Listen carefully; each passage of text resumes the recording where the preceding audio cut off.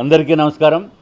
ముందుగా రాష్ట్ర ప్రజలకి అట్లాగే ప్రతి తెలుగు వారికి ఇక్కడ ఉంటున్న పాత్రికేయ మిత్రులకి గౌరవ పార్లమెంటు సభ్యులు ఎమ్మెల్యేలు ఎమ్మెల్సీస్ అందరికీ కూడా ముందుగా నూతన సంవత్సర శుభాకాంక్షలు తెలియజేసుకుంటున్నాం. అట్లాగే కూటమి ప్రభుత్వం వచ్చిన తర్వాత అది డబుల్ ఇంజిన్ సర్కార్ అనేది నిజ రూపం దాల్చింది. కేంద్ర ప్రభుత్వ సహాయ సహకారాలు అట్లాగే ఒక విజనరీ లీడర్ గౌరవనీయులు చంద్రబాబు నాయుడు గారు ఉంటే ఏ విధంగా రాష్ట్రం అభివృద్ధి అవుతుందా అనేది ప్రజలకి ఇప్పుడు తెలుస్తుంది. చంద్రబాబు నాయుడు గారితో పాటు గౌరవనీయులు జనసేన పార్టీ అధినేత పవన్ కళ్యాణ్ గారు అట్లాగే లోకేష్ గారు వీరంతా మూడు పార్టీలు కలయిక ఒక అద్భుతమైన కలయిక. రాష్ట్రం ఎంతో దిగజారిపోయిన పరిస్థితి ఇదివరకు 5 సంవత్సరాల పరిపాలనలో టోటల్గా పాజిటివ్నెస్ పోయి నెగిటివ్ తప్ప ఇంకా వేరేది డిస్ట్రక్షను డిమాలిషను తప్ప వేరేది ఏమీ చేయలేదు వైఎస్ఆర్సీపీ ప్రభుత్వం. కానీ అటువంటి పరిస్థితి నుంచి ఇన్వెస్టర్స్కి కాన్ఫిడెన్స్ వచ్చే విధంగా గౌరవనీయులు చంద్రబాబు నాయుడు గారు అట్లాగే పవన్ కళ్యాణ్ గారు లోకేష్ గారు ప్రధానమంత్రి నరేంద్ర మోడీ గారు వీరందరూ కూడా అట్లాగే పార్టీ ఎమ్మెల్యేస్ విశాఖపట్నంలో అత్యంత అద్భుతంగా మన ఇన్వెస్టర్స్ సదస్సు జరిగినప్పుడు ఎవరూ కూడా ఊహించినటువంటి రెస్పాన్స్ రావటం జరిగింది.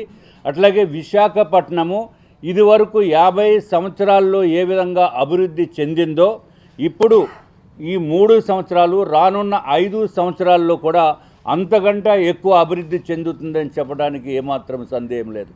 టోటల్ రిఫార్మేషన్ అయిపోతుంది. ఆంధ్ర రాష్ట్రము చేసుకున్న అదృష్టం ఏంటంటే ఆంధ్ర రాష్ట్ర ప్రజలు జగన్మోహన్ రెడ్డి గారిని ఇంటికి పంపించడం అట్లాగే కూటమి ప్రభుత్వాన్ని ఎన్నుకోవటం వలన రాష్ట్ర భవిష్యత్తు నెక్స్ట్ జనరేషన్స్ భవిష్యత్తు అట్లాగే ఉద్యోగ ఉపాధి కల్పించడంలో కూడా అత్యంత అద్భుతంగా తీర్చిదిద్దుతున్నారు. విశాఖపట్నము ఒక అద్భుతమైన ఐటీ హబ్ కింద ఇండస్ట్రియల్ హబ్ కింద టూరిజం హబ్ కింద అట్లాగే స్పిరిచువల్ టూరిజం కింద కూడా తయారవుతుంది అని చెప్పడానికి ఏమాత్రం సందేహం లేదు. అట్లాగే గౌరవనీయులు పార్లమెంటు సభ్యులు ఈరోజు మనకు సమస్యలన్నీ కూడా పార్లమెంట్లో ప్రస్తావించి విశాఖపట్నము ఒక ప్రముఖమైన నగరము దేశంలోనే కాకుండా ప్రపంచవ్యాప్తంగా తెలిసేటట్టు గూగుల్ సంస్థ ఇక్కడికి రావటం జరిగింది.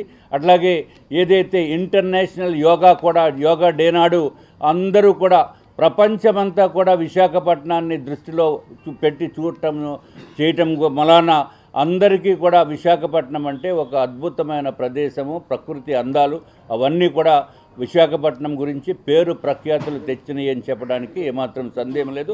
అట్లాగే ముందుగా కూడా అందరూ పాజిటివ్ యాటిట్యూడ్ తోటి తప్పనిసరిగా ఈ రాష్ట్రాన్ని ముందుకు తీసుకుని వెళ్ళటం జరుగుతుంది.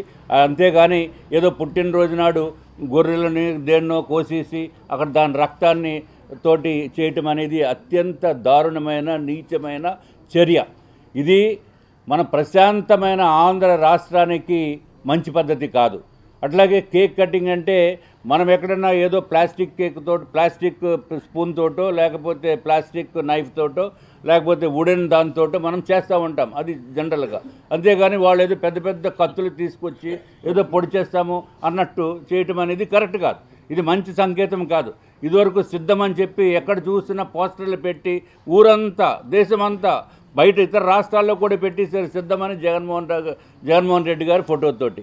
అదేవిధంగా ఇప్పుడు కత్తులు పెద్ద పెద్ద కత్తులతోటి ఇదక్కడ కొత్త సాంప్రదాయాలు ఇటువంటి మంచి పద్ధతి కాదు అని చెప్పి వైఎస్ఆర్సీపీకి వారికి తెలియచేసుకుంటూ వారికి కూడా నూతన సంవత్సర శుభాకాంక్షలు. నమస్కారం.